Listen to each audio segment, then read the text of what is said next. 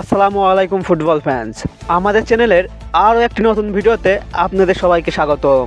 ইতিমধ্যে শেষ হয়েছে 2027 এএফসি এশিয়া কাপের বাছাই পর্বের একটি করে ম্যাচ, যেখানে বাংলাদেশ নিজেদের প্রথম ম্যাচে মুখোমুখি হয় চিরপ্রতিদ্বন্দ্বী ভারতের। সেই ম্যাচটিতে অবশ্য গোল শূন্য ড্র করে বাংলাদেশ দল।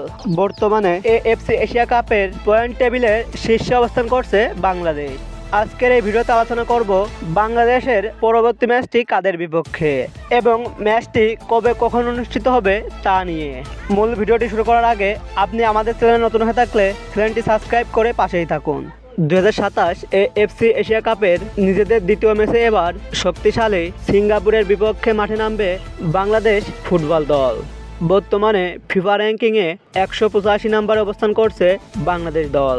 অপরদিকে ফিফা র্যাঙ্কিংয়ের 160 নম্বরে অবস্থান করছে সিঙ্গাপুর ফুটবল দল। তাই ফিফা র্যাঙ্কিংয়ে বাংলাদেশের থেকে অনেকটা এগিয়ে রয়েছে সিঙ্গাপুর।